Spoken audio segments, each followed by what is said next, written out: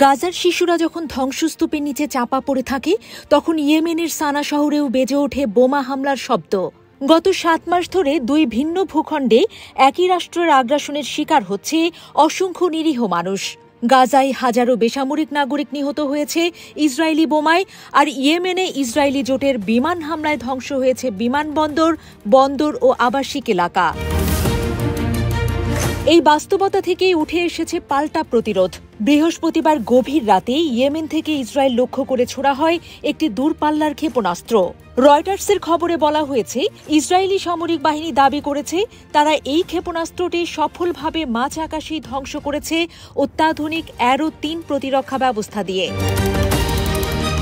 তবে হামলাটি থেমে গেলেও প্রশ্ন উঠেছে, এই আগুনের উৎস কোথায়? আল মায়াদিনের বিশ্লেষণে বলা হয়েছে, গাজায় চলমান গণহত্যা এবং ইয়েমেনে ইসরায়েলের হামলার জবাব হিসেবেই হুথি প্রতিরোধ যোদ্ধারা এই ক্ষেপণাস্ত্র নিক্ষেপ করেছে। হুথি বাহিনী যদিও এই হামলার দায় আনুষ্ঠানিকভাবে স্বীকার করেনি, তবে গত কয়েক মাস ধরেই তারা বলে আসছে, যতদিন ফিলিস্তিনিদের উপর ইসরায়েলি নিপীড়ন চলবে ততদিন তারা চুপ করে থাকবে না। এর আগেও হুথিরা একাধিকবার ইসরায়েল লক্ষ্য করে ক্ষেপণাস্ত্র ও ড্রোন হামলা চালিয়েছে।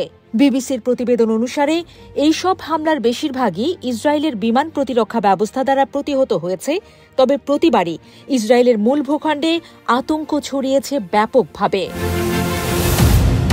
উল্লেখযোগ্যভাবে মে মাসের 6 তারিখে ইসরায়েল সানা আন্তর্জাতিক বিমানবন্দর লক্ষ্য করে হামলা চালায় এবং গত সপ্তাহে হোদেইদা ও সালিফ বন্দরেও বিমান হামলা হয়, যা ইয়েমেনের গুরুত্বপূর্ণ বাণিজ্যিক ও মানবিক অবকাঠামো ধ্বংস করে।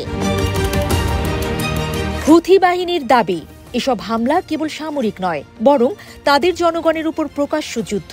তাদের প্রতিরোধ শুধু প্রতিশোধ নয়, এটা এক ধরনের নৈতিক দায় একাত্মতা ফিলিস্তিনিদের সঙ্গে। বিশ্লেষকদের মতে, ইসরায়েল এখন একাধিক ফ্রন্টে যুদ্ধের মুখোমুখি। গাজায় সরাসরি, লেবাননে হিজবুল্লাহর বিপক্ষে এবং ইয়েমেনে হুথিদের প্রতিরোধের মুখে।